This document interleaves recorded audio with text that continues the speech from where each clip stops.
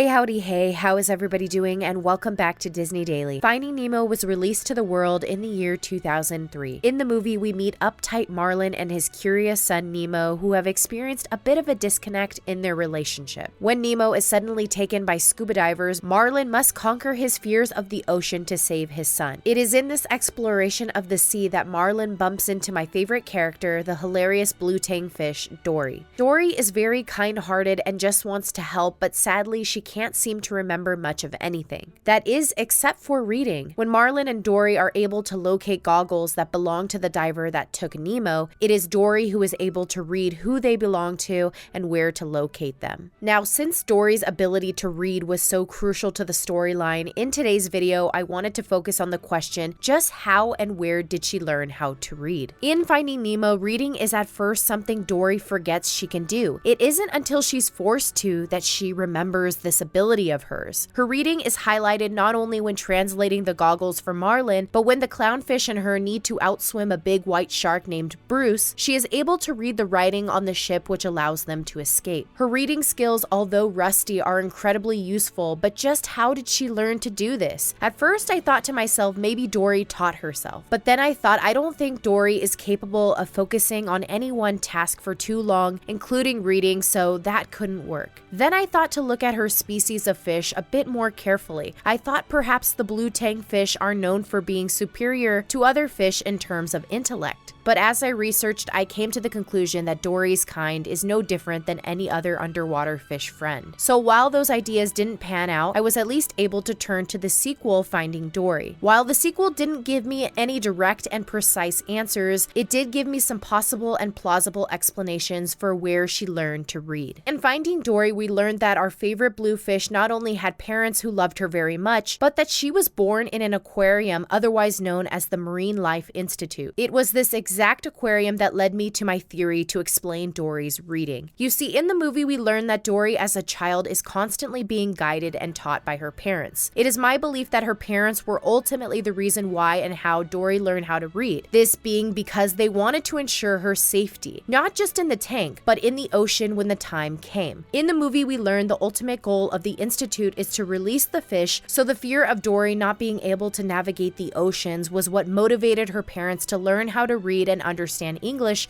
and pass that on to Dory. Now, while we don't get to see that exact scenario play out on screen, I think it's reasonable after seeing the lengths they do go to teach Dory basic survival skills. For example, her parents teach her a song about the dangerous undertow with the hopes that if she ever encountered one, she would remember the song and stay away. They also teach her to navigate her way back home by following shells. So I think after seeing those scenarios played out on screen, it's reasonable to assume Dory learned how to read from her parents. Now you are probably wondering, but Disney Daily, just how did her parents learn how to read? After all, they are just fish. Well, I think I have an explanation for that too. In the movie, we see that the aquarium fish, like Dory's parents, are constantly exposed to humans talking as a part of their environment and everyday routine, whether it be from the guests that are visiting or the voiceover of Sigourney Weaver that plays all day throughout the facility. I think these two constant exposures were the main reason why and how the fish began to start learning and understanding the language in the first place. And as far as their ability to read goes, I think again this is because of human interaction. For example, in the movie we see all sorts of posters and banners hanging around the open ocean aquarium, which is where Dory and her parents live. I think the fish witnessed numerous human visitors point to a sign and say a word, and over time they began to understand and associate the language with the actual written word. Thus, this is how I think Dory's parents were able to learn and ingrain that ability into baby Dory, who although forgets mostly everything, could in fact recall how to read when the right moment presented itself. I also want to mention that this isn't the only skill that Dory remembered throughout her whole entire life. She also remembered how to speak whale, so there were obviously things that were very ingrained in Dory. Well, that concludes this episode of Disney Daily. I hope you liked this theory on where Dory learned how to read. Now, my question for you all today is, if we were going to get a spin-off of Finding Nemo, which character would you like the series to focus on? As always, thanks for being my guest here at Disney Daily. Until next time.